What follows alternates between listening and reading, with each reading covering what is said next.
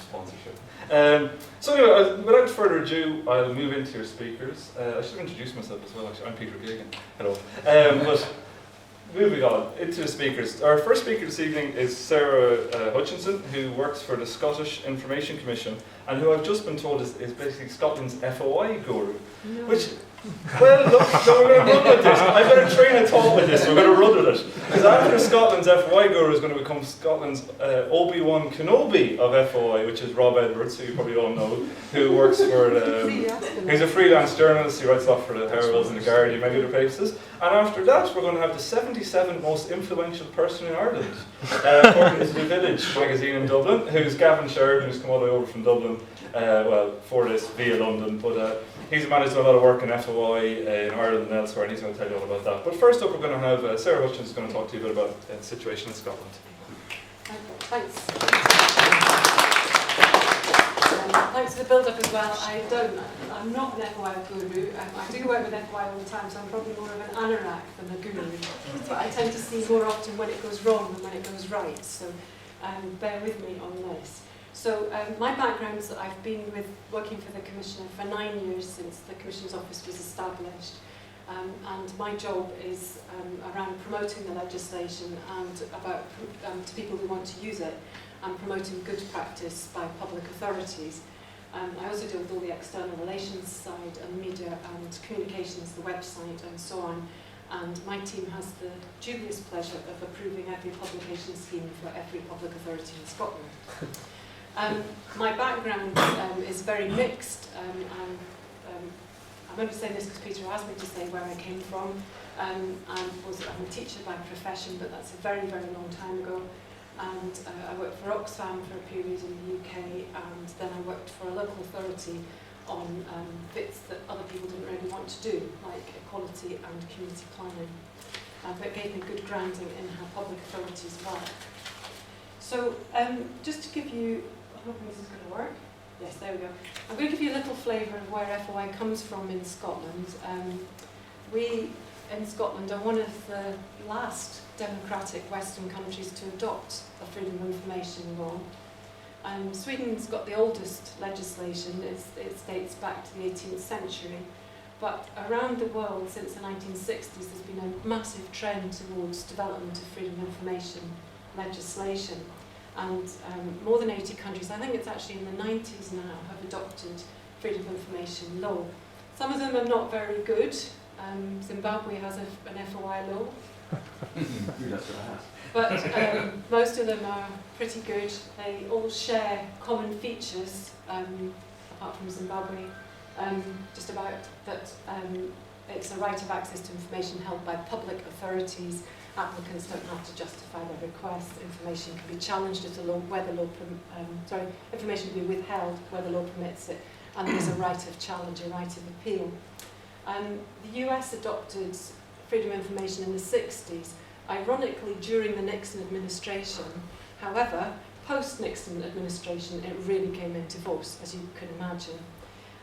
Canada, New Zealand, Australia adopted their legislation in the 80s, and Ireland in 1998. So it's been a snowballing movement. We're really one of the last countries in our kind of group to adopt legislation. So our law is enshrined in two pieces of legislation. Here I've got the Freedom of Information Scotland Act, which provides a general entitlement. Any person who requests information from a Scottish public authority which holds it is entitled to be given it. It was one of the first acts of the Scottish Parliament. It was led by Jim Wallace through the first session, came into force in 2005, and for the first time it provided individuals and organisations with an automatic right of access to information held by Scottish public authorities. At the same time as Freedom of Information Scotland Act, FOISA, came into effect, we also had the Environmental Information Regulations, Scotland regulations, which bring into force a European directive on access to environmental information. Any of you, because I think a lot of you have got environmental interests here, any of you who've got any interest in what happened with the Aarhus Convention and the 3 pillars of the Aarhus Convention, one of them was access to environmental information, and it sits alongside the pillars on access to environmental justice and community participation. And the directive which brought in the EIRs, Environmental Information Regulations, into Scotland, sought to implement that pillar of Aarhus. I'm not going to talk particularly about the EIRs today. I'm going to talk about FOI globally, referring to both sets of legislation. The rule is, if the information is environmental, you can access it under the EIRs.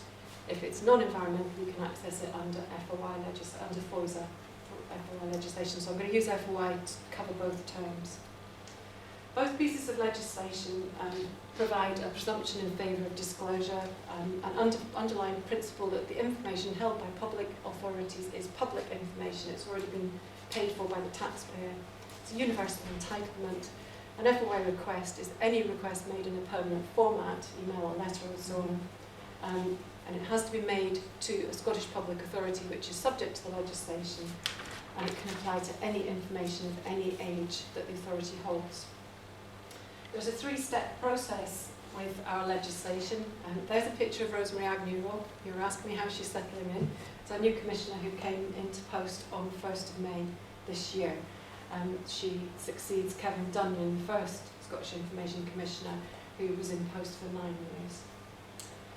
There's a three-step process to our legislation: ask, ask again, and appeal. Most people should get what they want from the first request. The authority is required to respond within 20 working days to give a full response. They have an opportunity to release or to withhold the information, and if they withhold the information, they have to state which exemption they're relying on and why. If asking doesn't do it for you, you can ask the authority to review its decision. You have to do that within 40 days of the response that you received to the request, or if the authority doesn't respond to your request on the day on which it was due to respond to you. And the authority then has to look at the matter afresh and decide whether or not it conducted itself properly. It has 20 days to turn that round. It has to give you a full response. If at the end of the review process you're still dissatisfied, that's when you can come to us, and you can't come to us until you've exhausted the 2 steps. You can appeal to the Commissioner within 6 months of the outcome of the review. In the Commissioner's office, we were very, very popular in the early days and had long case journey times. We've really cracked that now, and our average case time is under 4 months.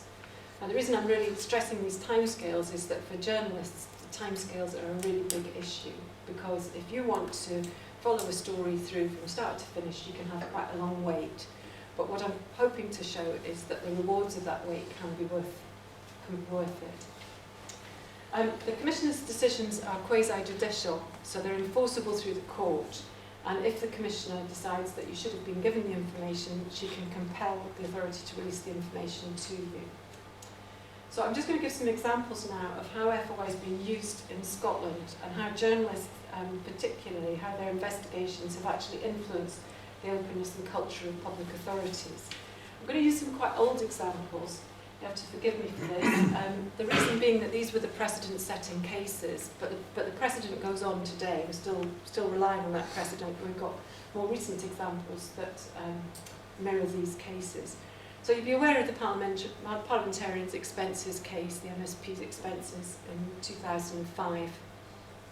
That was Paul Hutchin who requested one MSP's receipts, and he asked for the receipts, not the global expenses, and he wanted them at sub-total level, not just totals. I think we all know what happened after that in terms of the story that broke in Scotland, but perhaps the story that's not so well known is that MSPs were very unhappy at the time about that decision. It's not really surprising. And in fact, during the debate about this in the Parliament, there was one overwrought speech which quoted from the Pastor Niemoller's speech, which we felt was going a little bit far. First they came for the Jews, then they came for the communists. However, the parliamentary authorities were genuinely concerned that there might be a witch hunt of particular MSPs. But instead of trying to block the release, which is what happened at Westminster, of course, the Scottish Parliament took a quite different approach, and it was particularly due to the presiding officer, George Reid, who said, if you have nothing to hide, you have nothing to fear. And he took quite a strong line with parliamentarians. And in fact, the issue really came down for the Scottish Parliament about whether or not they could resource responding to requests about expenses, because responding to that one case had incurred enormous amount of officer time to gather the receipts together for publication, for giving them out. And so what the Commissioner did was to drive the Parliament down the route of publishing the receipts on a quarterly basis, which was really quite groundbreaking in its time. And by doing that, it allowed the Parliament to rely on an exemption, the future publication exemption, because they had a programme of being able to produce the receipts on a quarterly basis, so everybody can see those. That's very different to what happens south of the border, where and we know the detail of that as well, of course, where the House of Commons did everything it could to prevent release of the information until eventually it was leaked. And of course also the release of parliamentarians' expenses in Scotland led to the abolition of the second home's mortgage payment allowance as well. So beyond the story, there's another story that unfolded behind that. The next one I've got here is the surgical mortality data, which was an incredibly high-profile decision of its time in 2006. This one was as a result of two requests made separately by Pete McMahon and Camillo Fracassini. And the Commissioner decided that the surgical mortality data, unadjusted for every surgeon in Scotland, should be released. This was an enormous step forward, and similar cases had been heard in Australia, New Zealand, some in the States. And in every case, it had been agreed on appeal that information should be withheld. In Scotland, under Scottish FOI law, it should be released. And interestingly, after this case, many more sets of surgical data, mortality data, have been released, particularly south of the border. So the Bristol Royal Infirmary released a lot of its data. The National Audit of Cardiac Surgical Database, they released a lot of information as well. And the Royal College of Surgeons for England concluded in a report 2 years ago that the release of the data, the report that they gave on what had happened following release, conclusively proves wrong critics who suggested that publishing mortality data would lead to risk-averse behaviour from surgeons, with the most sick and elderly patients being turned down for surgery for fear of blotting statistics. In practice, the opposite has turned out to be true. The increase in reliable data has emboldened surgeons to take on more complicated cases. So we've got a public benefit as a result of a story that broke. In Scotland, one of our big fears about the release of that data was that we would have doctor death headlines in the papers. And again, that's about, you can't decide what somebody's going to do with the information. FOI is applicant blind. But clearly the responsibility that was taken by press in reporting that release was commensurate with the importance of the information. The third one is contracts and confidentiality. This is a headline from the release of the Edinburgh Royal Infirmary PFI contract. One of the really hard-won rules that took a while to get through to everybody, particularly to public authorities, was that there's no exemption for commercial confidentiality in FOISA. There are two exemptions, one for commercial interests and one for confidentiality, which relates to the Scots law on confidence, breach of confidence. And so actually it's not easy to say that something's commercially confidential. You have to look to the exemptions and argue your case. And it has to either damage somebody's commercial interest to release the information, or it would be a breach of confidence in Scots law. And that particular issue took a lot of learning. And as a result of this particular case, the PFI contract, this was actually asked for by a unionist, but it's by a union official, unionist. Where did that come from? Beg your pardon. By a union official, but it was reported widely in the press. That's what the point I want to try and make here. And what we're increasingly seeing is contracts being available across Scotland now. And finally, on stories, just yesterday, it was a big story in the Edinburgh Evening News about the removal of Transport Scotland's officials from the board of the Edinburgh Trams project. I'm not going to dwell on this one particularly, but what it does do is show the power of FOI if you have a good story to tell. So by researching it, in fact it was a Labour Party request, but the journalist picked it up and turned it into a full story. I had a look at our own press cuttings for the last 5 months, the first 5 months of this year, just to see how many stories are being generated about using FOI. These are all investigative stories. And this is excluding broadcast and social media, so it's only in the press.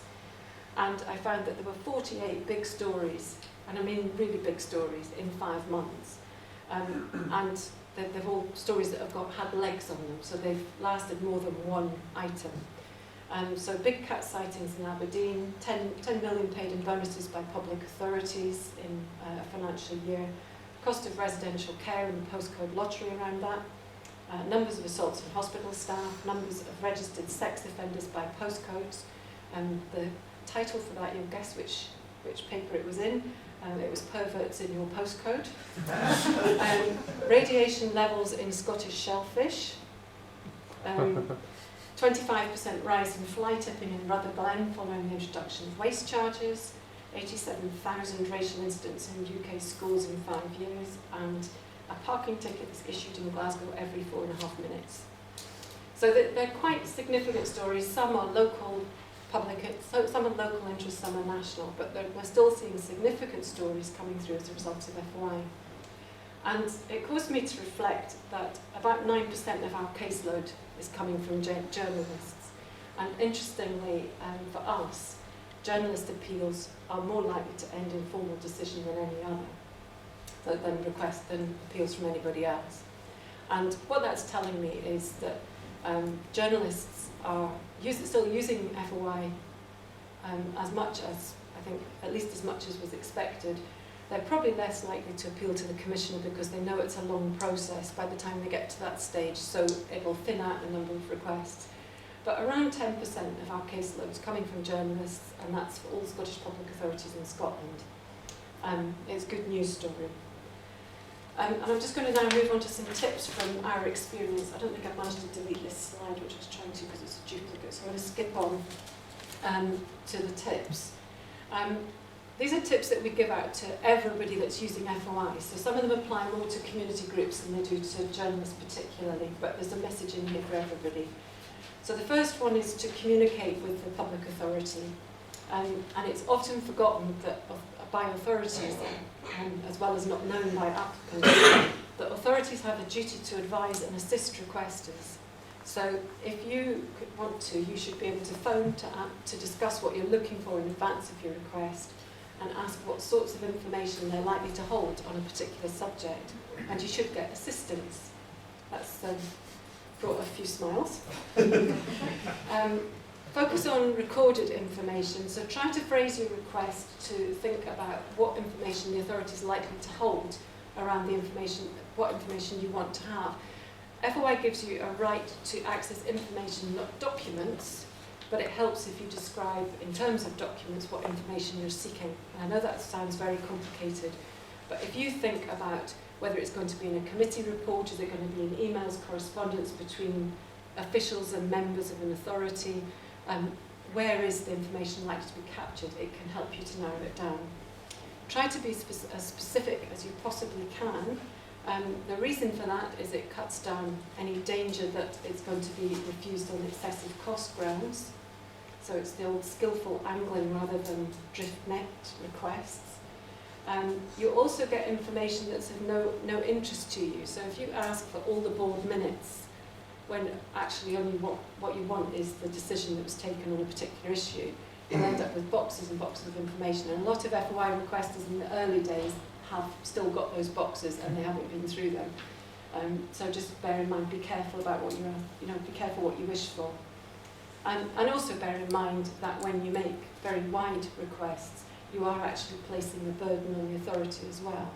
Because it's people like me, my own authority, the Commissioner, is also subject to FOI. So if we get wide requests, I know that that can also be a burden on us as individual officers, gets in the way of the day job. So we like requests that are narrow And we like to help people request from us. We like to advise and assist you to help you get what it is you're looking for.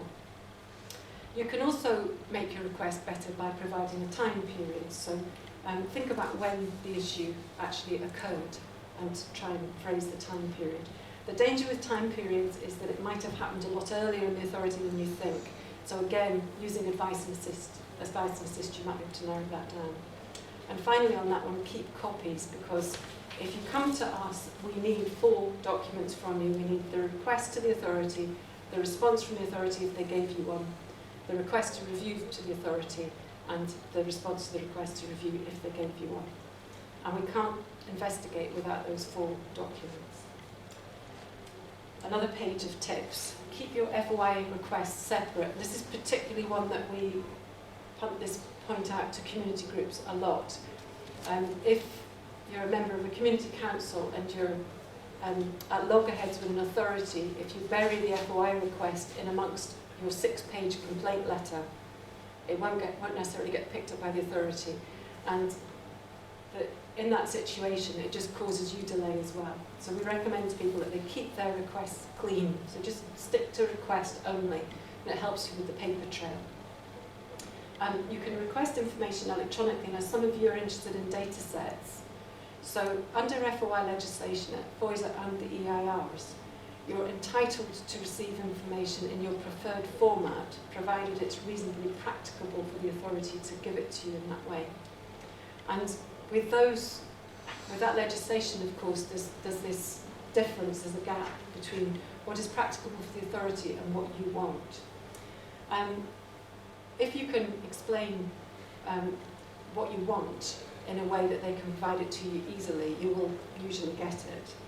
But coming up are some quite interesting bits of legislation that will help you, particularly for environmental information. So the Inspire regulations are now in force, but they're still being implemented. So the Scottish spatial data infrastructure still isn't quite there yet. But once Inspire is fully in place, you will be able to discover whether an authority holds environmental data, to view it, and you will have a right to download and transform that data as well. So this is encouraging authorities to produce data in machine-readable formats for you to manipulate. Also, the reuse of public sector information regulations, which also emanates from the European Directive, is now being reviewed, and if it goes through as it stands, then everything that is released under FOI must also be reusable in the future, which is interesting from a copyright point of view for journalists, but it will have to be available in machine-readable format for reuse. So we're seeing European legislation driving the change. South of the border, the Protection of Freedoms Act now provides that information must be available in machine-readable format. We don't have that provision in Scotland yet under our FOI legislation, but it's coming in through a different route. Don't forget the duty to advise and assist again, and it's quite good to remind an authority that they have to advise and assist you, because they do forget.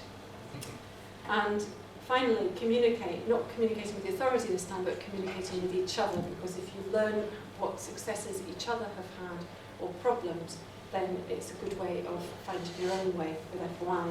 And that's why I'm delighted that Rob's speaking today, because if anybody's had experience of making requests, Rob has. I think you've been doing it right since the very beginning. And we've had some very successful appeals to the Commissioner as well along the way. Finally, the bottom line, which you won't be able to read. Rob said not to do this for slides. It says, I don't know how it started either. All I know is that it's part of our corporate culture. And this was just me really reflecting on how the culture has changed in public authorities since the legislation came into force. There have been some fantastic media stories about FOI, but getting stories through information requests can be very hard work, and you have to stick at it and you have to be prepared to wait. I think it's useful to remember, however, that we've actually had a law to support culture of secrecy in the public authorities for more than 100 years. So we've only had FOI for 7 years, and there's a big change taking place in public authorities. And I've given you some examples of where those changes are starting to take place. But things will only continue to change if people keep on using their FOI right and keep on releasing more information.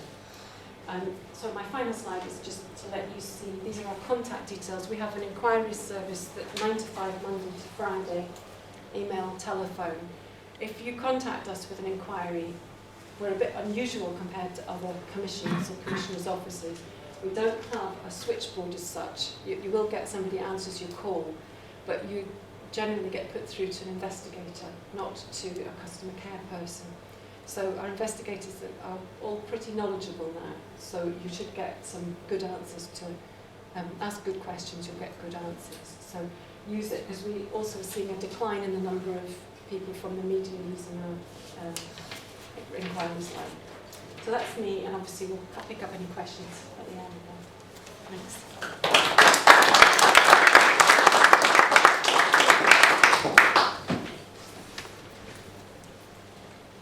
Thank you very much, Sarah. I don't have a PowerPoint, so that's why it will. Press B. Press B. Just press B. Press B on there. Mm-hmm. Okay. So there's a Mac. Thank you. So as Peter said, I'm Rob Edwards. I'm a journalist. I write for the Sunday Herald, I write for the Guardian and other places. I'm going to follow on from what Sarah said by talking really about my experience. You heard that I was described as the Obi-Wan Kenobi of free information, which is thanks to James, who's sitting in the audience with the designer crumpled shirt. I'm not sure how I feel about that. I'm certainly not planning backwards to speak, because that might confuse everyone. But perhaps there is some truth in the idea that engaging with freedom of information means you occasionally have to battle with the dark side. It's a little daunting for a journalist to give their views to people rather than simply reporting other people's, which, believe me, is a lot easier. But I'm very pleased to be able to share whatever experience I've had.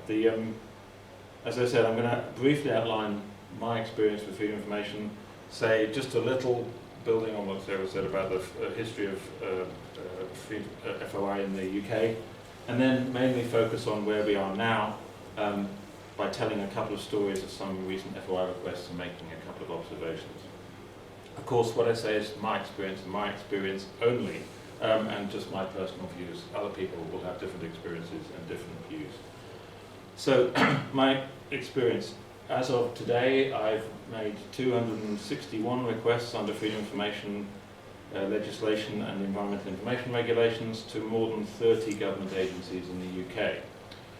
Most of those, 62, were to the Scottish Government. The Ministry of Defence was second with 48, and then there was 27 to the Health and Safety Executive, 21 to the Scottish Environment Protection Agency, and the rest to a huge variety of Scottish and UK public agencies. Because I'm a reporter that deals with environmental issues, most of them were about environmental issues: nuclear power, nuclear weapons, transport, food, agriculture, pollution, development, wildlife, Donald Trump, and so on. Roughly half the requests, I reckon, have contributed to published stories, which I think is quite a good hit rate. I've made 32 appeals to the Scottish Information Commissioner, mostly against the Scottish Government. It's a bit arbitrary how you say who won and lost, but I'll do it anyway. I reckon I won 24, lost 6, drew 1, and I've got 1 that I've just started. I've made 5 appeals to the UK Information Commissioner, of which I've won 2 and lost 3. And I've made 1 appeal to the Information Tribunal in London, which oversees the UK Information Commissioner, which I won, which I'll talk about later. In the past, as was mentioned, we had a secret state, official secrecy ruled. The job of public officials was to keep information secret, which is, from a journalist's point of view, very frustrating. I and many others were fobbed off with a whole series of excuses. You'll have heard them. We cannot talk about this because we're in a general election period. That which we do not know, we may not necessarily share. These are all things that I was told. The information is not currently recorded centrally in a form that we could release. The information is only available at disproportionate cost. It's commercially confidential, it's sub judice, it's a matter of national security, it's an internal document, it's a draft, it's an official secret, it's not in the public interest, and so on. But I think that with the introduction of the freedom of information legislation, in 2005, there has been a distinct change for the better. There has been a radical shift in the balance of power, so that power has shifted decisively in favour of the public and the individual questioner and away from official bureaucracies. And the UK government, the Scottish government, other public agencies are changing, are becoming more open, more approachable, more straightforward, and in some ways more honest. And there is the kind of emerging culture of openness that Sarah talked about. As a result, the public are better informed. We now know things we never knew before. The history of nuclear weapons, our judiciary, our schools, our hospitals, nuclear safety, pollution, PFI, expenses, and so on. And I think it's less likely that major mistakes by governments or public agencies will be covered up. So things are better, but of course they're not perfect.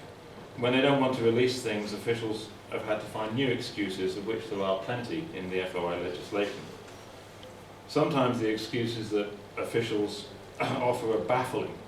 So that, for example, when I asked the Department for Environment, Food and Rural Affairs about a list of potential nuclear waste dumps which the government's nuclear waste agency, NIREX, had given them a few years ago, this is what DEFRA said. What I am saying is that we don't have the list. I wouldn't want and couldn't be definitive about whether we never had it. All I'm saying is that if we did once have it, there's no record or memory of that being the case. Sometimes the authorities also hide kind of silly, inconsequential things, so that in 2006 I asked the Scottish Government for email exchanges between their public relations staff and other government environment agencies. For nearly 2 years they resisted releasing one document until they were ordered to do so by the Scottish Information Commissioner, and I was gobsmacked by its insignificance when I got it. It was a 3-page media handling plan for a conference on red squirrels. Which didn't tell you anything you didn't know. In several of the cases where I've been deprived of information, I've been told it's because of national security. The Atomic Energy Authority refused information on stores of plutonium and highly enriched uranium at Dounreay on national security grounds, a decision which was upheld by the UK Information Commissioner. The Health and Safety Executive refused information about a specific fire scenario at Hunterston Nuclear Power Station in North Ayrshire because to do so would threaten national security and increase the risk of a terrorist attack. And the MOD, Ministry of Defence, gave the scariest of reasons for refusing to release information on the nuclear weapons convoys that regularly trundle our roads because of the risk of a terrorist attack. This is what the MOD said.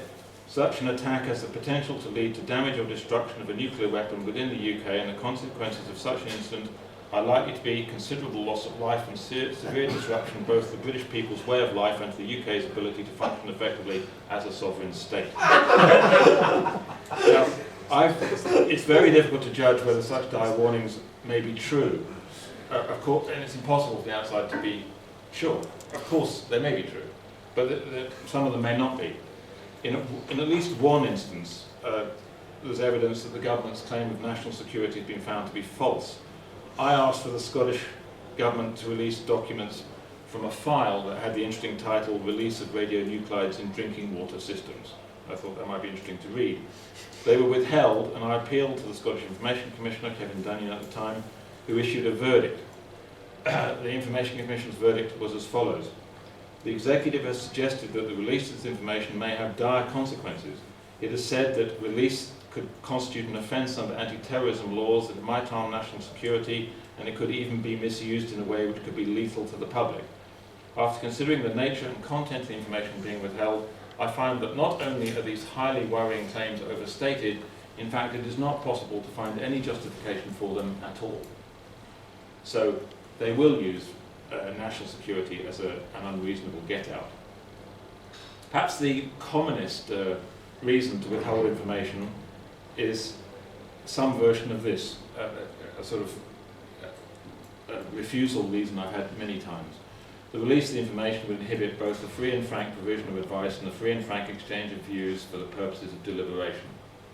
I'm sure other people have had that too. The government's essential argument is that revealing the private advice of ministers or officials would inhibit them providing honest advice in the future because people would be less likely to say what they think if they knew it would end up being published.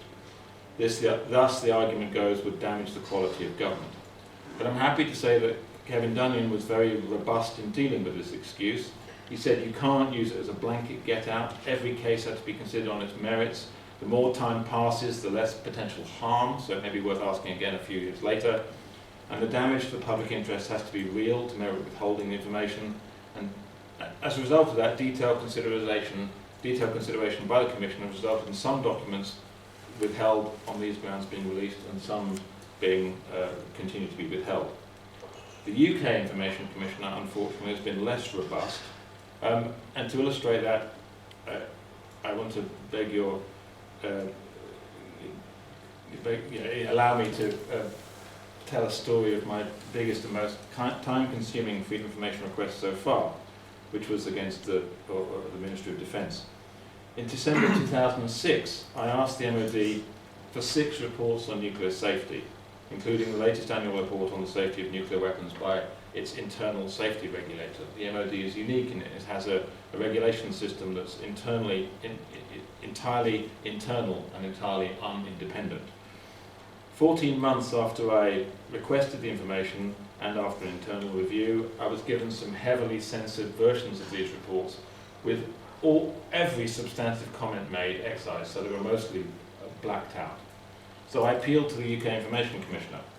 He eventually issued a decision years later in February 2010. To my surprise, he entirely endorsed the MOD's arguments. It was in the public interest, the UK Commissioner argued, for safety regulators to make criticisms free from the chilling effect of having these discussions made public. But in my view, this is the inverse of the truth. Keeping such criticisms within the MOD's secretive citadel is far more likely to have a chilling effect on the regulator's frankness and effectiveness than opening them to the light of public scrutiny. So I did something I've never done before, and I hope I never have to do again, which is appeal to the Information Tribunal, which uniquely oversees the UK Information Commissioner, not the Scottish Commissioner. I asked 3 experts to help me, offering to pay them nothing, including a former senior MOD official who was very helpful. We submitted 100 pages of evidence showing that the MOD and the Commissioner were guilty of breaching freedom of information legislation, in our view. We discovered that a key reason for the documents being withheld was a submission by MOD officials to the Armed Forces Minister in 2007, arguing for secrecy. This was only released to us on request in 2010 as part of our appeal to the tribunal. Government officials told the Minister, who was Adam Ingram at the time, that there was a presentational problem about this request because the reports had been requested by a journalist. And it described me as an environmental journalist who generally writes from an anti-nuclear standpoint and an avid user of the Freedom of Information Act, charges to which I would plead guilty. The implication was clear, though, to the Minister: keep the reports secret, as they will only be used to embarrass the MOD. Now, that's not a ground for withholding information under Freedom of Information law, yet it was the rationale behind the MOD's prolonged and repeated attempts to suppress these reports, supinely endorsed by the UK Information Commissioner. But then, for reasons I still can't quite understand, it all blew up in their faces.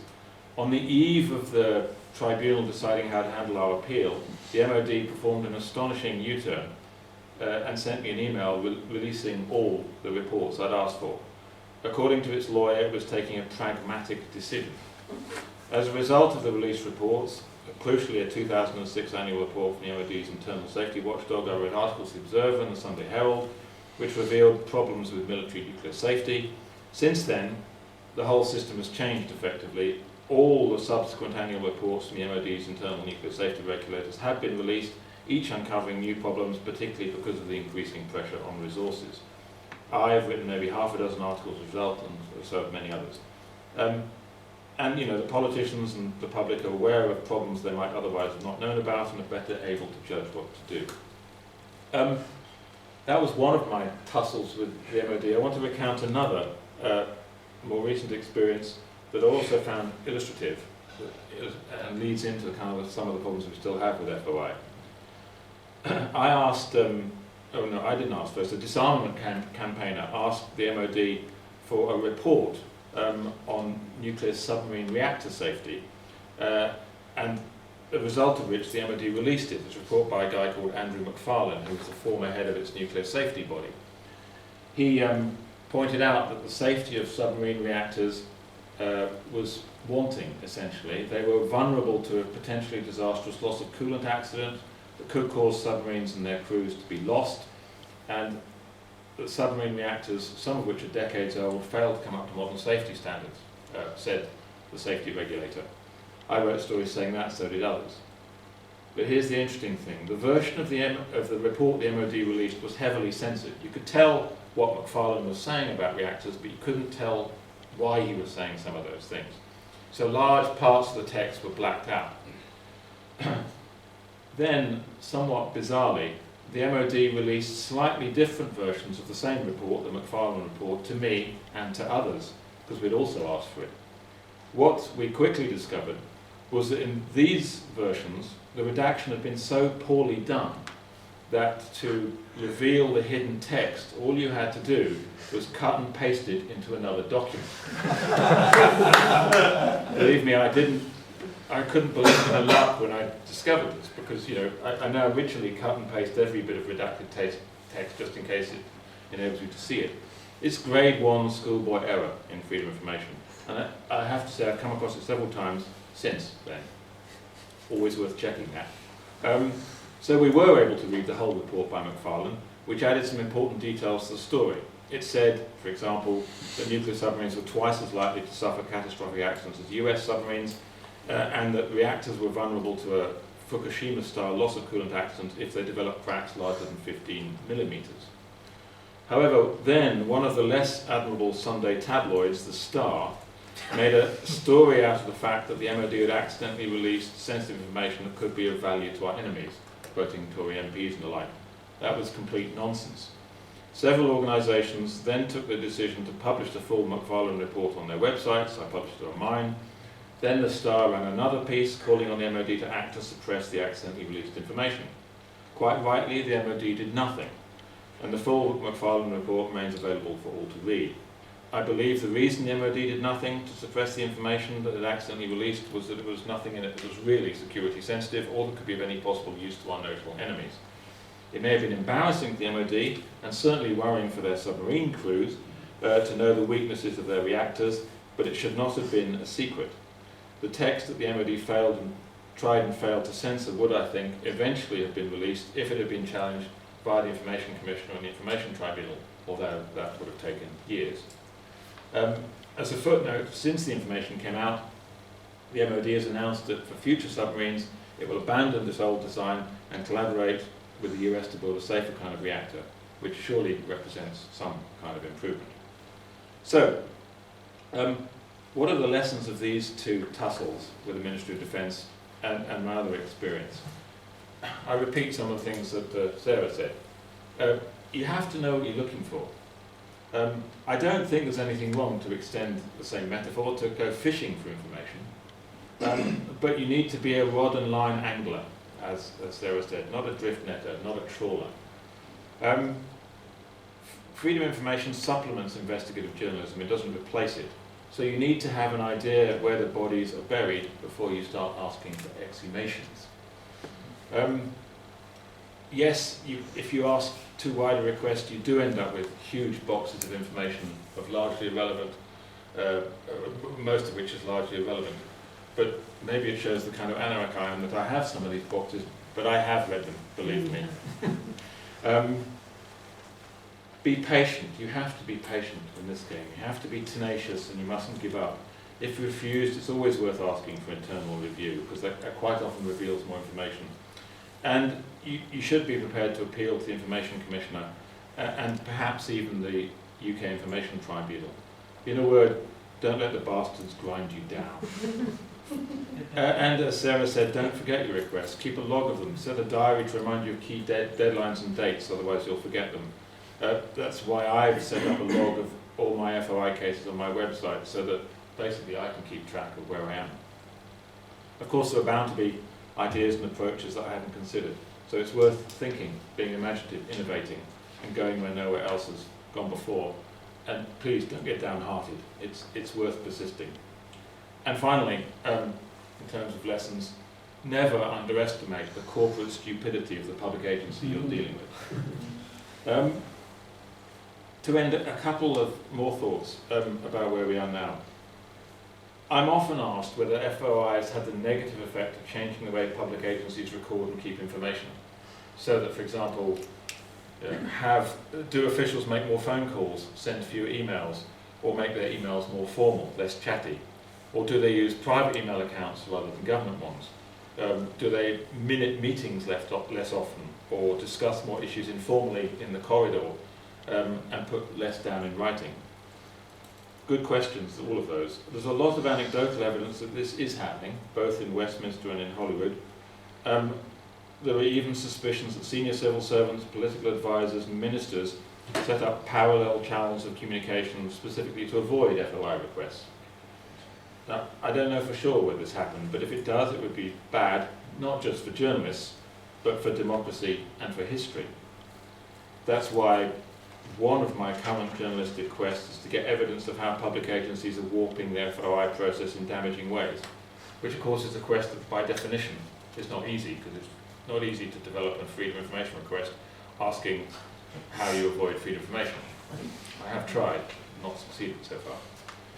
There is a little hard evidence around about what's happening, and it is a bit worrying. So that, for example, one example is the millions of pounds of public subsidies given to rich farmers. As a result of FOI legislation, we were able, for a few years, to see that for the first time exactly which farmers were given which amounts. But after a German court case on privacy, this ended last year, and now, as far as I know, unless Andy can correct me, the names of individual farmers in receipt of public money are still back under wraps in Scotland, England and elsewhere. Another recent example I came across is from the fish farming industry. FOI requests from critics showed that salmon farming companies had stopped sending government scientists data on one of the industry's major problems, sea lice, because the information was being requested from government by the critics and then made public. On the few occasions when salmon farming companies had sent the information to government scientists, because they had to, it was deleted by the government scientists before it could be requested under FOI. This looks bad to me and raises serious questions about the negative impact of FOI that will need addressing. That doesn't mean, though, that's my final thought, that we need to roll back freedom of information legislation, as some might argue. On the contrary, we need to strengthen it. Unfortunately, my reading of the political reality at the moment is we'll probably have our hands full defending what we've got, rather than making it better. Tony Blair, you may remember, in his autobiography, famously described freedom of information legislation as his worst mistake. I can think of a few others. Since then, similar views have been echoed by a series of Whitehall mandarins, and there have been some attempts to cut back on FOI down south. Happily, they haven't succeeded, and there haven't been quite the same noises in Scotland, but there have been failures to extend the legislation, and there seems to be less enthusiasm for the principle of FOI than there was when it was first introduced. One of the characteristic problems of the politics of freedom of information is that politicians enthusiastic about it in opposition seem to rapidly lose their enthusiasm when they're in government. So I fear we need to be in defensive mode on FOI and make sure that we protect the gains we have. Maybe in a few years' time, in a different political climate, we can start talking again about how to extend the principle. Thank you.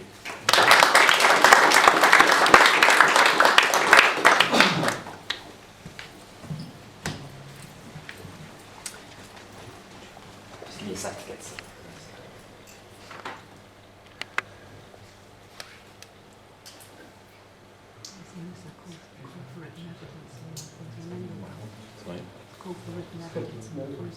You might just need to rotate the thing around again. A wee bit.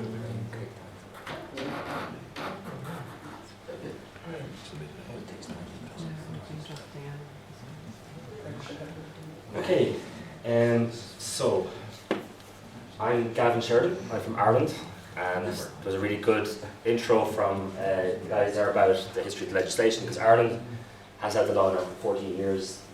I've been doing FOIs for the last 3. It's an interesting thing at the last point you were making about the fees, because the fees were introduced in Ireland in 2003. After 5 years of having free FOIs, the government decided that they need to introduce fees because people are asking too many questions. So I'm going to talk a little bit about my experience of doing it in Ireland, and kind of contrary to what the two earlier speakers were saying, I kind of do the trawling FOIs because I think they're great fun. Unfortunately in Ireland, because of the fees, it's quite an expensive business. So just to give you an idea of how we started and what we were thinking when we started this, myself and a friend of mine, Mark Copland, who's now my flatmate as well, we had this idea. We had a meeting of minds around FOI and what we could do with it. So we had this idea that we could start a website basically focused on a couple of philosophies. One was that everything that we get, we publish. Every document that we get, we'd scan.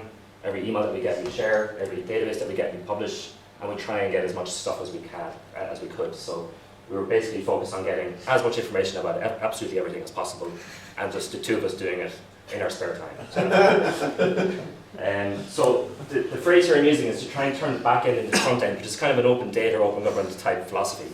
But we were going to do it through FOI because the government was not moving at all on the idea of openly publishing or proactively publishing information. So the experiment was, and it was set up as an experiment purely just in our spare time, purely to do something that we thought was important. And it was to do with tactical, persistent FOI requests. Not in the sense that they would be causing problems to the authorities, but just doing it in a reasoned, thought out, doing it consistently all the time, and doing it at a timeline, sending FOIs every week to all sorts of different authorities looking for all types of information, or in some cases, common piece of information between things. So, and also having a very big data focus, because we're both data journalists, and we were focused on getting data because it's quite an efficient way of getting information from government authorities. If they were going to store it in databases to save money and get efficiencies, then we were focused on getting the information in database formats. So we also, the other objective was to try and push the legal boundaries, because one thing that we noticed from the previous number of years that was being used was that journalists will often fall at the first hurdle. They'll often get the refusal and go, oh, well, that's it. And in Ireland, they'll do it a lot because it's €75 for every internal review and €150 for every appeal to the Information Commissioner. And newsrooms don't have that kind of cash. So we said we'll pay for it ourselves. So we started the website, and just to be clear, in Ireland it's €15 per request, €75 per internal review, and €150 for every appeal to the Information Commissioner. You don't get the €75 back even if you're successful in internal review. You do get €150 back if you reach a settlement with the Information Commissioner, i.e. it doesn't go to a decision. So it's an expensive business. You never get the €15 back. So we've spent the bones of €3,500 on requests, including the search and retrieval fees that we have to pay in the last 3 years. So one thing that happened right at the very start was we started with the idea that we pay for it ourselves, at least to some degree, depending on what we were looking for. So the public came to us right at the start. We didn't ask the public. The public came to us when we started doing the stories ourselves and said, can you put a PayPal button up because we want to give you money to keep doing this. And that 5,300 was by and large, on average, about 40 or 50 euros per donation. So it was fairly small amounts from a large number of people. We're approaching €1 billion of line-by-line public expenditure through getting database FOIs. We generally would take a line where we would do a few different techniques to work with journalists. We're journalists ourselves, but sometimes we're also focused on being transparency advocates. So what we would do is we would get a large data set, for example. We might say, oh, there's some stories in here. We might approach another publication, a Sunday newspaper, and we'd say, we think we've got some stories here, would you like to do a story in it? We'll share a byline. They'll pay us for the story. We'll use that money probably to go back into the fund, just write more FOIs and turn it over. But what's really good is sometimes we don't really do that. Sometimes we just publish the information raw, and we say, there's loads of stories in here. If anybody wants to do a story on it, please go ahead, and that often happens. And it's run from our couch. You can't really see it there. But the two of us did it from our apartment. Basically, when we got home from work, we wrote the requests. And in Ireland, writing requests is not easy. There's no electronic payments. You have to write the checks, print out the letters, get stamps, get envelopes, send them all off. It takes a lot of time, a lot of persistence. So I'm going to go through some of the things we've learned along the way, and I'm going to go through 2 case studies that we did. So, as was indicated earlier, these are the core functions. How is the record held? How easy is it to get? And how much of it can I get? Obviously, as a journalist, I want it all, or as much as possible. And I want it digital because I'm a digital journalist, I'm a data journalist. I want everything in digital formats. I don't want paper. I don't want PDFs. They're my bane of my life. And critically, I want to know how the government functions. Understanding the bureaucracy is half the battle. If you understand how the bureaucracy functions, you know what kind of records are being created. So think digital. Governments use databases for everything, or almost everything. And we were focused on mainly spending data, email data secondary. Most government departments use Outlook, Exchange, Microsoft software. Most spending data is used in Ireland is Oracle, or SAP, or SQL. And once you understand how the spending data is stored, you can use that fairly effectively. So you have to become a geek. So Microsoft Exchange, Eudora, and some others are used. And understanding how the systems work. I would have done a lot of homework on how Oracle systems are installed, how the government would set up their systems. Sometimes there'd be shared financial services databases where multiple departments would share their data or tally their data into one physical database that would be lots and lots of different departments being used on one server, which helps me because if they're storing it more efficiently, it's more efficient for me to get. And understanding the process, who inputs for the information. If somebody has to input information to, say, spending database, then there's probably a manual for that person in order to do it. There's probably a process that they have to follow through. And there's also stuff generated from that process. So how is it tabulated? And what is the process of the record being created? And I mean, the more you understand about this and the more standardized it is across the civil service, the more you know about these kind of things. And you can apply the same philosophies to multiple government bodies. So be forensic, think digital, persevere, be patient, persevere. It's a lot of perseverance. And you kind of have to be a dog with a bone and just keep doing it. And finding out how governments store data, again, I'm being a bit data focused. You can ask them. Sometimes I've been on the phone with FY officers and they've accidentally told me the name of the system they're using. Or they've let slip a certain word. I'm like, well, what is that system you're talking about? That sounds interesting. I'd like to get access to that one. You can research it. Procurement and tender information. Oftentimes government will reissue tenders if they're using a certain system. They'll reissue a tender going, we're using this system, and well, that informs me about what kind of systems they're using. Also, if you look at existing FOI requests tell you a lot. Sometimes journalists miss things. That's why I believe in scanning everything, because I won't know everything, and if I share the information that I get, maybe somebody else will get a story from something that I missed. Or they'll marry two pieces of information, one piece I didn't have access to, but they did, and they'll get a story from it. So I'll spend a lot of time using stock FOI phrases. And one of the benefits of having a charging regime is I try to get as much for 15 euros as I can. So I'm going to go for the first case study I'm going to talk about, and this goes back to when the Speaker of the Irish Parliament had to resign over an expenses scandal.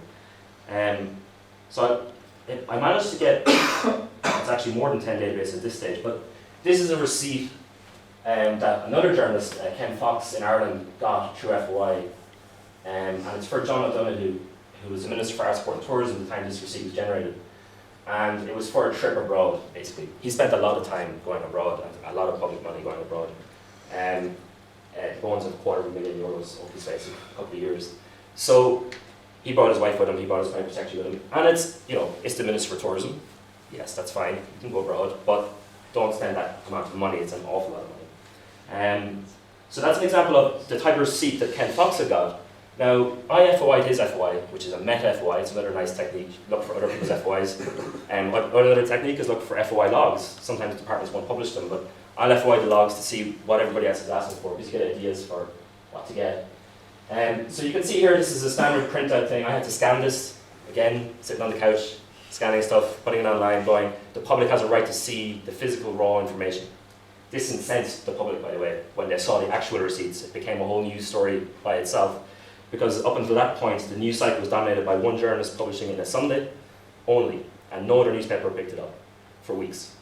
And when it went online, 3 newspapers picked it up, because the information had been freed, and it was no longer an exclusively a Sunday Tribune story, it was now an Irish Times story, a Daily Mail story, and it kind of kept going from there. The story got legs through people on political forums online, drilling into all the data. I was publishing the receipts every day for different trips, and people were going, well, that doesn't make sense. Why was he spending that on that? It turned out one of the bigger stories that came out of it was John O'Donoghue and his wife were on his way to India for a trip abroad, and they were flying from Dublin to Heathrow, Heathrow to India. That's fine, and that's all good. But he was going from Dublin, he arrived in Terminal 1, then he had to go to Terminal 3 to fly to India, but he got a limousine hire to go from Terminal 1 to Terminal 3, which is a 15-minute walk. It cost €497. And the limousine company who had been hired to do it also had very close political connections with Fianna Fáil, who's the party in power at the time. So that incensed the public, and that information was discovered by a member of a political forum online, not a journalist, not me, and just said, hang on a minute, that doesn't make sense, that particular line in the data. So I'm very focused on this. So this is paper and it's not data really, but I've got a date, claim amount, an exchange rate, expense type, justification, a reimbursable amount, a receipt required in detail. You've also got 2006 Oracle. Okay, they're using Oracle, great. I figured out that they're using Oracle. I want all the data. I don't want his expense claims, I want everybody's expense claims in the whole department since the database was installed. So I want to break down by name of everybody, all the expense claims I've ever had. And I also was interested in this. Again, this is looking for the footer. So you've got, why is justice.gov.ie, so all this gobbledygook here, OIE_expense is actually Oracle iExpense, which is part of the e-business suite. And I was like, well, now I know what software they're using, so now I can start working on it. So a test FOI, sometimes a good one. Sometimes it depends on if you're gearing up for a big battle, which I was in this case because I wanted a precedent. I'll send a test request. That was a test request, which was looking for elements of the database and saying, that I understood how the database functioned and that, if you needed to export information, it could be done overnight. It didn't have to require search and retrieval. So I asked for that, and they said, no. Using 3 exemptions: law enforcement and public safety, personal information, and functions and negotiations of the public body. There's similar exemptions in Ireland as there is here. They're pretty similar legislation. Ours was copied directly from New Zealand in '97. So they rejected it, so I said, fine, I'll write a new one. I'd like a data dump of the entirety of the Department's Oracle expense database. But I wrote a 4-page request preempting the refusals under those 3 sections, a hardball FOI you might call it, where you preempt their refusals saying, you can't apply personal information because of the following reasons. I used some jurisprudence in the UK for that one. Derived versus the Financial Services Authority is a good personal information definition. But you get into this long-winded thing. And here the objective was long-term. I don't know what story, if any, I'm going to get from this. I'm interested in the data. I'm also interested in getting more data. If I can get 1 database, I can get 10 databases, I can get 50 databases. If I can set the precedent of getting the databases, then I'm on a winner. So I sent this full one, and this is what I did. I said, preempt refusals, outline detailed vision, and also demonstrate seriousness. They're going to take you seriously if you write a 4-page, fairly legalistic request for information. They're not going to mess you around on the appeal. So I had to go through the full appeals process, and I would always say appeal, appeal, appeal. In Ireland it's not so easy, it's an expensive process. But it was ultimately successful. It took about 5 months to get the information commissioner to basically say, there's no personal information here, nothing would affect the public body's ability to operate. So they sent me a CD-ROM with an Excel spreadsheet on it with all the spending for the Department of Sport and Tourism in the expenses category only, which was, beneficial. And then as soon as I got that data in the post, I sent the request to all the rest of them, or certainly a subcomponent of them. Now, some of these were successful, some of them weren't. The Department of Justice, they gave me a redacted, well not redacted, I agreed for the names of all the individuals in the database to be removed through a process of settlement, but they give me all the expense claims of the police force, the prison service. I got the Department of Foreign Affairs, which was all the ambassadors, all the staff in the Department of Foreign Affairs. I got all the T6 expenses claims, this entire department, the Department of Agriculture. Messed me around, they sent me a release, digitally albeit, they sent me, I think, 25,000 pages of PDFs, which was nice. And deployment, the National Deployment Agency, I mean, it was a whole rigmarole. But again, it was all focused on expenses. I'm now doing more focus on expenditure, so the entire row, the same systems will record the same information, which is really invoices. Somebody, if a department employs services on the part of a third party, and I have to do something that I'm going to charge a government department for something, I have to send them an invoice. That invoice is usually recorded into a data system that says, very simply, here's a line, you owe us 10,000 euros, and it's put in a line. All that data is recorded by all departments in all governments in the world pretty much at this stage on databases. The second case study, it goes to the same piece of legislation we were talking about earlier, which is the access to information on the environmental regulations. In Ireland, it was enacted in 2007 on the same Aarhus Convention, and then through the European Directive, and then into the pillars of the Aarhus Convention. Into our statutory instrument was brought in 2007. We were on the brink of being fined by the European Union for being so late. But these are two of the most controversial bodies in Ireland. And when they were set up, well, Anglo was nationalised. It's so far cost the taxpayer 33 billion euros in recapitalisation, because we had the biggest bank in human history. And it was deliberately, neither of them were deliberately covered by FOI. FOI in Ireland is prescriptive, so the Minister for Finance, or now the Minister for Public Expenditure Reform, decides which bodies are under FOI and which ones are not. So they deliberately chose to exclude these two bodies, or they could have put them under FOI, but they chose not to. So I used the other law, and in Ireland, not a lot of people know about the access to information on the environment regulations. It's not commonly used. We don't have that much case history about how it can be used and what the definition of environmental information is and what the definition of a public authority is. But I said, well, if FOI is not an option, I'll try this one. And what is environmental information for a journalist? A lot of journalists ask me this question. I'm like, well, everything is environmental until it's proven otherwise. Because the onus is on the body to prove that it is, not for me to prove that it is. They have to prove that it's not. So, to me, environmental is anything that involves, if someone digs a hole, it affects the environment.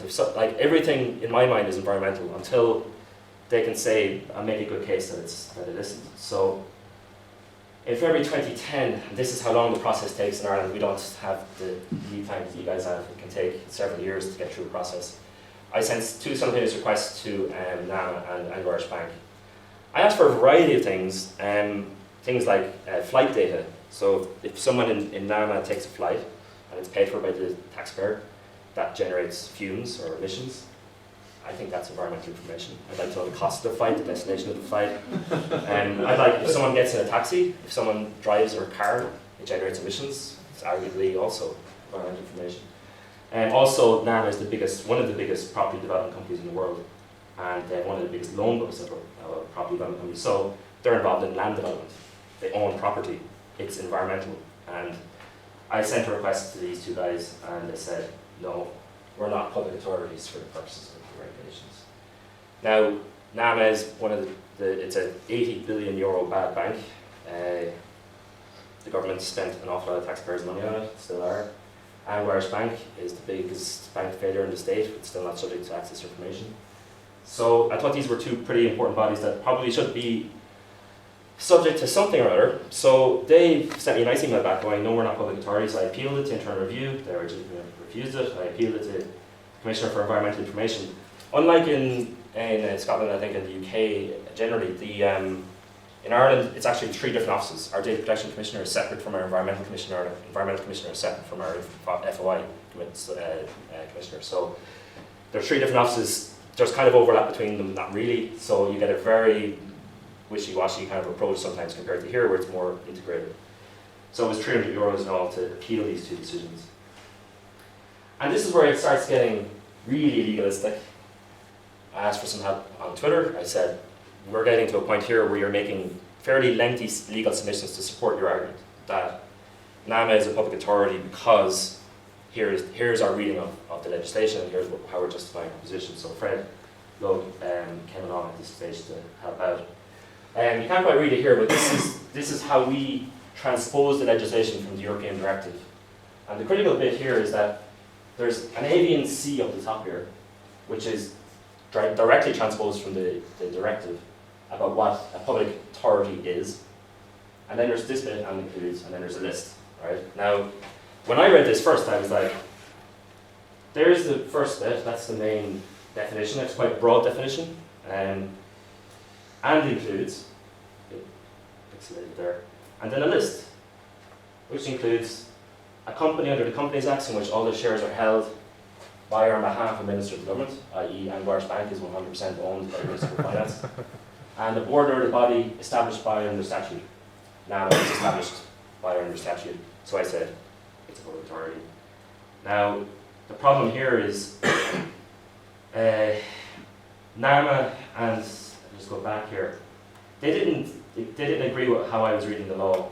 They said, and includes, doesn't say and includes there, it says may include. And I said, well, no, it says and includes. And they said, no, but it means may includes. I'm saying, well, that's not the law. And what basically my argument was that you don't have to be an A, B, or C to be in one of these. This is a list, in Irish legal definition, this would be a list that you don't need to be an A, B, or C in order to be in 1 to 7. You can just be in 1 to 7. You don't have to worry about the by virtue of the and includes. So I thought I was reading the law right. I asked a few barristers, they agreed with me, and the Information Commissioner agreed. In September, she said, I annul the decision on NAMA and find that it is a public authority under Article 3.1 of the regulations. In light of this decision, NAMA must now deal with the applicant's request as first made with him nearly 2 years previously. Not being happy with that, they appealed it to the High Court, saying that and includes definitely doesn't mean and includes, it means something else. And now it's being heard in 2 weeks' time. So the critical thing here, though, is that the objective you're trying to focus on is I have to try and act in a certain way that to the benefit of everybody. In other words, somebody has to do it. If I'm not going to do it, who is going to do it? Because you have to try and push the boundaries of what the law says and try and make it better for everybody. Because you want to help myself get more information, you want to have other journalists get more information, and you want the public to have greater access to information. Or at least have legal clarity on what exactly a public authority is or is not. Because if you don't have that, then it's kind of make it up as you go along. So that's the focus we've had for the last couple of years. It's taken an awful lot of time and money, but it's been very fun. And that's it. Thanks a million.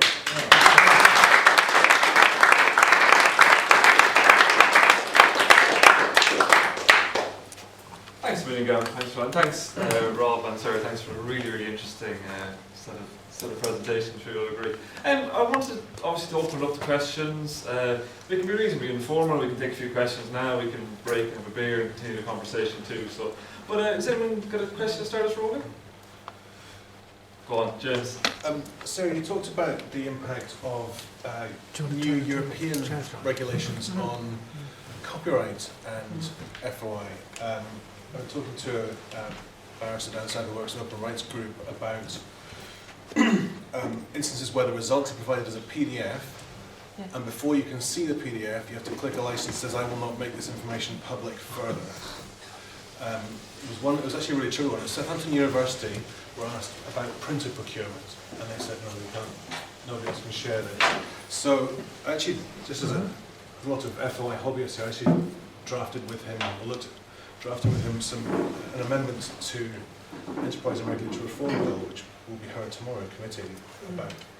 It's just basically preventing that. But are you saying that the Europeans are already going to cover that? Well, first of all, you've got, under the current copyright legislation, you've already got the fair dealing provisions. Yeah. So you should always go straight to them anyway, whenever you get any of these, can't reuse this information.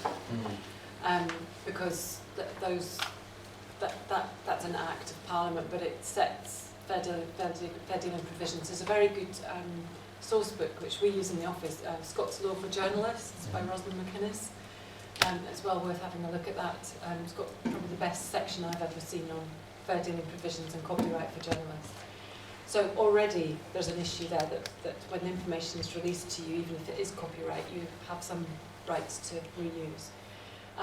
The proposals under the new directive on access to reuse of public service information, public sector information, is now starting to push the boundaries more on copyright. I'm not an expert here, but my understanding of my reading of it is saying that if it's released under FOI, then it must also be available for reuse, which is a big step forward. But that doesn't mean to say that there won't be a fee for reuse or some kind of restriction. But it's a big step forward in the sense that it's putting two regimes together and making something of it. in the case of Ireland, I just ignore the law. I just publish everything and let them sue me. I mean, like, I'm not being flippant, but I suppose there's different laws enforced, but any document that I ever get from a government department, I will just put online. And that's really it. And you haven't been sued yet? I don't have anything like as many documents as you, but I take the same approach. Only once have I removed information from a document that someone gave me, which is when the MOD specifically requested me to take out people's private email and email addresses and phone numbers. So I took them out. Well, I would, like, in the case of certain documents that I have got, I've been like, you should have really redacted that, so I redacted it, and I'll tell my readers that I did, because they accidentally, and in the same way that you were talking about earlier, sometimes you'll get something where the black marker didn't quite go through, and I have somebody's phone number. I'm not going to scan that and put it online for anybody to ring that person. I'll redact it myself and go, that should have been redacted, that was the intent, and it has no bearing. So it's being responsible, not just kind of trying everything out, but being responsible, I think that's important. Yeah, the black marker. Yeah, I told about how you could cut and paste and reveal text. Of course, sometimes it is just a black marker that's been photographed, Yeah. but then you can zoom in on it, Yeah. and you can sometimes see what's written behind it. Yeah, fascinating presentation, thanks very much indeed. A couple of points. First, following up from James, I did one very recently, and I was told that Copyright Design Patents Act, this is copyright if that's permission before you can publish, transmit, reuse, blah, blah, blah. So I asked for permission, and they came back and said on this occasion we refused permission. But I kind of wrote up the story anyway, just using extract, but I want to publish the actual PDF, which is a very good law, it's in a PDF. And to this day, I decided I shouldn't, because I can't expose myself to legal action. But you're effectively saying, well, you're effectively saying publish to be damned. I'm not quite that. I don't want to do that. Well, I do, but you're essentially saying I need to look at fair dealing. They may be pulling wool over my eyes on this. Well, in the fair dealing provisions... Sorry, what they actually said was, they then said, well, if anyone else wants this information, you have to make a freedom of information request. So I said, if you really want to see what I found out, you have to go and ask them yourself. And by the way, this is the document you want to ask for. I was just bloody stupid.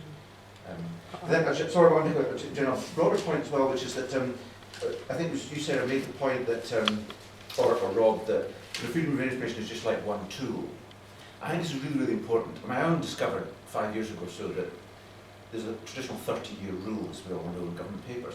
Now, because of freedom of information, stuff's being reviewed. So you go to National Archives, and every 2 months there's a big long list of all the government papers that have just been done, some of which are only 11 years old. And it's all documented, file number, and what's in it. And equally, local authorities have got vast repositories of information that their officials don't know what's in it. So I did a bit of digging on a case in Edinburgh and went to their archives, and had a very helpful archivist who agreed with me that we should dig on this, and we dug, and we got boxes in from stores out of town, and I pulled all the stuff I wanted photographed, went home. Wrote up the story, the council was pissed off. They went down to the archive, asked the archivist, where did Andy Wyman get this letter from 1982? And the archivist said, well, I don't know, you could look up in the catalogue. They looked up in the catalogue, so it's not on the catalogue.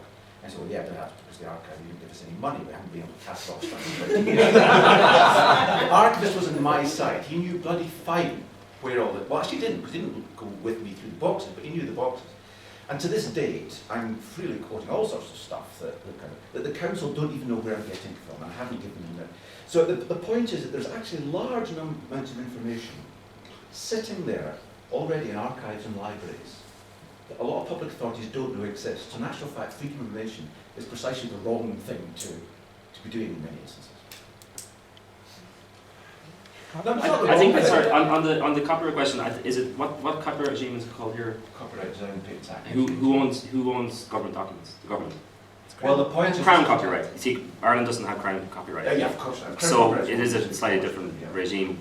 There is government copyright, but generally the reuse of public sector information applies. I've never received any document or information from a government authority that they've ever tried to say you trying to direct me what to do with it afterwards. In any. And I haven't done as many as Rob. It's over 140 requests at this stage, and I haven't ever got that. And if they did, I think every Irish journalist, if that ever happened, would just go, well, no, I'm publishing it. Yeah, increasingly, Crown copyright in the UK is now covered by the Open Government Licence. Yeah. So you have the right to reuse it. It's just about making sure that you preserve the integrity of the document and you don't start chopping and changing things to suit yourself. Isn't there an issue about whether you use it for commercial gain? because I was once asked by a UK government department whether, if they sent me the information, I would publish it and use it for commercial gain, which is, from a freelance journalist point of view, is slightly difficult to argue. So, well, if it's interesting, I'll write a story for it and I'll get paid for it. If it's not interesting, I might put it on my website and I won't get paid for it. So I don't really know whether it's for commercial gain. But there are issues there, particularly with mapping information and stuff like that, not because someone could use them commercially. Well, we actually had some training on Inspire recently, which I thought was really good. Since we have responsibility for enforcing it, we better know what we're enforcing. And the trainer gave us a really good example, which is that in the States, the government-held data cannot be restricted in terms of reuse. It's open to all to use. So the example that he used was that Google Earth was based on NASA's data, and NASA can't do anything about that. And it led to the development of a great big product that lots of people are using now in common use. In the UK, government data can be subject to copyright. So Ordnance Survey, for example, its mapping is not available for reuse without a license, and you can buy a license to reuse Ordnance Survey data.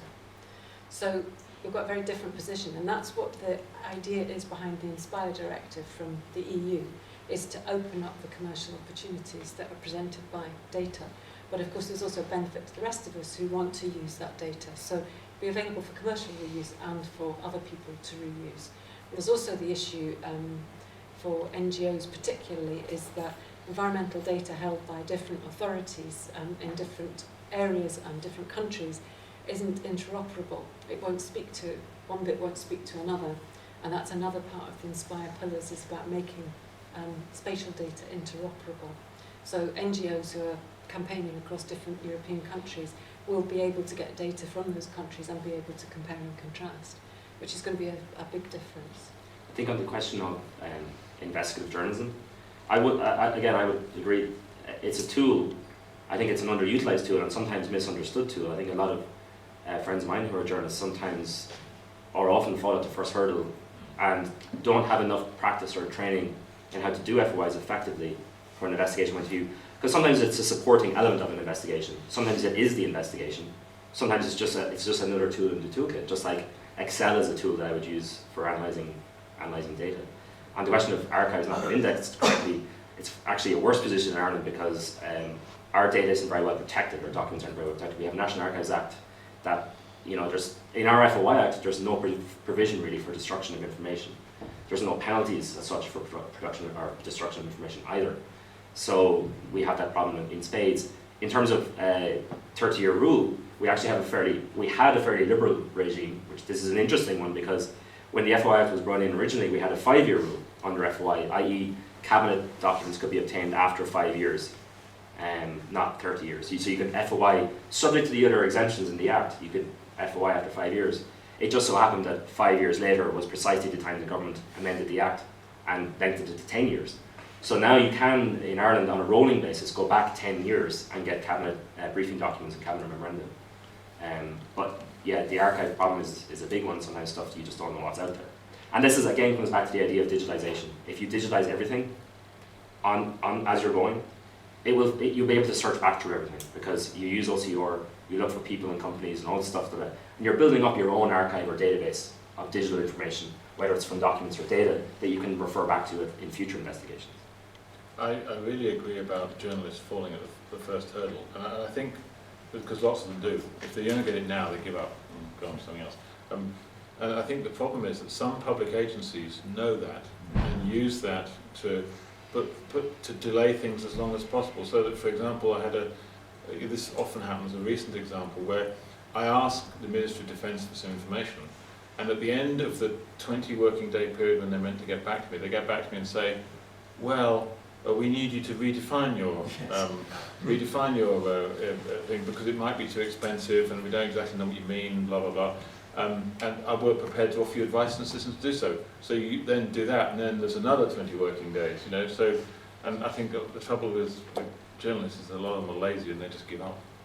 And I think, just to add to that point, the problem sometimes as well is that within newsrooms, is that journalists sometimes work as singular entities, and they often sometimes don't share their skills with other journalists about how to do FOIs. And even as a newsroom, there's no systematic approach. The systematic approach, in my mind, should be we send FOIs, we have an FOI meeting every week, we send FOIs every week, and we have a constant stream of information coming into us. And we just have to manage that process. It's just a workflow problem, really.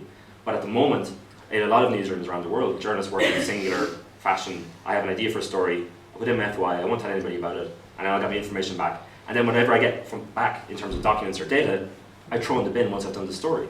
And I don't think that's an efficient way of managing information if journalists are focused on getting information. No, it's one of the enormous ironies of the journalistic profession is that you spend half your time berating people for not being secretive and the other half the time being incredibly secretive about the stories you're working on.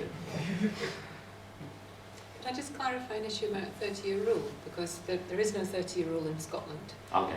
So, but what there is there are exemptions that fall away after 30 years. So some of the information that's in the archives that is exempt, because the government transfers its records to archive before the exemption runs out, will remain exempt. But the government at the moment has got a FOISA amendment bill, which is at stage 1 in Parliament just now, and it proposes that they'll be able to vary the falling away time of historical records, of exemptions for historical records, by statutory order. And the intention of the current administration is to bring that down to as close as possible to 15 years. But the government is currently transferring records at 15 years that are open, that would have otherwise been exempt. So we've actually got something really good going on in Scotland in that respect. And even just to say on top of that as well, Spain is the last country in Europe not to have an FOI law. And I was in Madrid last month speaking to some Spanish journalists, and there's actually a lot of hostility to the idea among journalists. And the reason is Spanish journalists are used to getting information from sources within ministries. So if the other people are able to access information and do FOIs, then it's bad for me, I won't get as many stories. Which is kind of counterintuitive, but you can see where they're coming from. Do you have more questions, Ali? Yeah, I wondered in terms of your view on where it's going in Scotland. I was interested, the Lothian Borders Police are incredibly proactive in a sense, and at the end of every month they publish, like you say, every FOI request that they get, which is not bad for a public authority. And if only the others did that, and I proposed that City Hall Council does that too, but they haven't for some reason. And I wondered if there was any move at a national level to try and push public authorities into some sort of position where they all do that as a matter of course. Can I ask a supplementary, because it's sort of sparked by Andy's comment about not being allowed to put in the public domain something which has been put into the public domain, but into the private public domain. And I work here at the university, and our records management colleagues very clearly encourage us to think about everything being in the public domain, yes, as a public body, publicly funded body, but also that we should make it easier for inquirers through our publications procedures, that on our website or in other ways, that we should proactively make stuff available. So I was quite surprised when, and I remember reading your blog or something about that case, and that seems to be really strange. Is it not contrary to any wording in the FOISA or this environment regs? There's nothing in the legislation which says that you have to run a disclosure log, which is what you're describing. But some authorities choose to do that, and we think there's a value in doing it for all the reasons that you described. But there is a duty on authorities to proactively publish certain types of information. So under FOISA, it's information which is about the decisions taken by the authority, the reasons behind those decisions, and the services provided, cost and performance of the services. And there's a duty to have regard to the public interest in terms of when you decide what to publish. And we've had various different incarnations of our guidance on publication schemes, and now we're pushing a model publication scheme to all public authorities that we think addresses those public interest arguments. But I see that as a work in progress. So at the moment we're talking about expenses, senior staff expenses, list of contracts, that kind of thing, should be in the public domain through a publication scheme. But the legislation only pushes that so far. Under the EIRs, authorities are required to publish certain types of environmental information and information that's held electronically to make that available, progressively available to the public. And that's where Inspire kicks in as well, because the two are now starting to converge. But yes, from our point of view, what we say to authorities is that if you publish more, you make information requests easier. You don't reduce the number, but you make them an awful lot easier to deal with, because the more that's out there, anticipate what people are going to ask for, and publish as much as you can. I mean, the two classic examples are the Many Estate. It's got two Scottish Government ones, Magrahi and the Many Estate, where somebody in Scottish Government clearly decided that they should proactively publish that information as much as they could publish. And it meant that although the matter was reported, the FOI requests were much easier to deal with. So Magrahi really focused on whether people should be able to get access to his medical records or not, rather than the whole decision to transfer Magrahi. So that's the kind of thing that we're trying to push, but there's nothing in the legislation that says you have to go that far. Could the new Act have a requirement to have a disclosure law? Because it's just actually very inefficient. I mean, I'm doing stuff where there might be a dozen other people asking the same or similar questions. It's really stupid for the authority to be doing. When one person's asked a question, bang it up there, the other will come along and say, oh, it's already been asked, I'll grab that, thanks very much. Well, the FOI's Amendment Bill's already been subject to Scottish Government consultation, and I'm not aware of anybody recommending disclosure logs in that consultation. Yeah. So the bill is now at stage 1, but there's a call for written evidence by, it's either the 6th or the 8th of August. So it's the Finance Committee that's taking it through. So that's if you wanted to put something in, that's what the process is for. Journalistically, you have to be ambivalent about disclosure logs because they mean that you've been working on FOI for 2 years. You get your information, it goes up on disclosure logs. You work for a Sunday newspaper, someone publishes it before you. Now, you can normally rely on journalists being lazy and stupid and not seeing it, so it doesn't matter. But there is an issue there. And as you said, of course, that's the Spanish journalist. I haven't finished yet. But as Gavin said, of course, the other thing that journalists do, and I confess to doing it myself, you comb through the disclosure logs to find out what your colleagues have been asking and think, well, why didn't I think of that shit? And but having said that, I mean that really is an entirely self-interested argument. Like I could not argue against disclosure logs because they're obviously a good thing. And journalists will just have to suffer if that happens, essentially, because obviously it's in the public interest for everyone to say exactly what they're publishing so that everyone knows. I think in the Irish context, I think about 3 of the main government departments publish the actual FOIs as issued, and they also publish the logs of what people ask for. The rest of them choose not to. There's also there's some kind of almost gentleman's agreement that the FOIs are published 3 months after the fact. So there's kind of that's not even required, but they seem to have taken this tack that we know that there's a journalist requirement for exclusivity to monitor the scoop. So you often can go on a government departmental website and you'll see an FOI that came out 3 months ago, and you're like, oh yeah, I remember that story. One of the things we tried to do with the blog, and again this comes back to the charging regime, for €15 we will have a stock FOI. So the first thing I'll ask for, I have a list of things. First one, number 1, your FOI request log for the last 2 years. Number 2, your log of audits for the last 5 years. Number 3, the following FOIs as issued. So even before I get to what I'm actually looking for, I've already asked for 3 things. And then I will publish all of the logs. Because if the departments aren't going to publish them, I'll publish them. And then if you're trying to use a stick against them and say, look, these are going up either way, guys, you might as well just start publishing them now. Some departments have started changing only in the last few months to say, we're actually, I put in FOIs now, and they started saying and coming back to me and saying, we're actually going to start publishing this proactively. So I think you're kind of trying to encourage them to be more open, and at the same time going, it makes no sense not to be just proactively publishing this. It's just spreadsheets often. It's just easy stuff to do. They often have scanners in the offices that they can just scan all the documents. I know because I looked at their procurement data. And I know how much the scanners cost as well. But the critical thing here is I think that this information, a lot of the stock FOIs that come in from journalists are just not that exciting. If they were published routinely, then there wouldn't be that many stories, but journalists would have to adjust what they're doing and what they're asking for. Gavin, tell me, do you never feel you're drowning in information? No. No, I've been to his house. I've slept on that couch many times. I've moved the FOIs off it. No, I think to be honest, again, it comes back, and what I'm really focused on is the digitization of information. I use software called Document Cloud, which was developed with 9 News Foundation money out of the New York Times by Aaron Bloffer.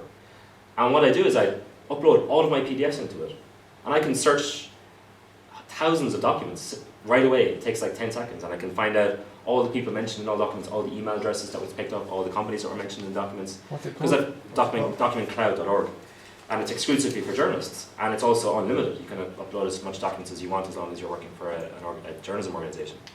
But that idea that having paper sitting next to your desk or having boxes and boxes of paper, I think that's inefficient. In other words, there might be stories in there we don't know, but we need to get it all digitized, because at least then I can search through it. I can get stuff organized, because I'd have a whole range of folders all set by department from all the FOIs I've ever done. And I often will publish those things openly and say, look, here's what I've got.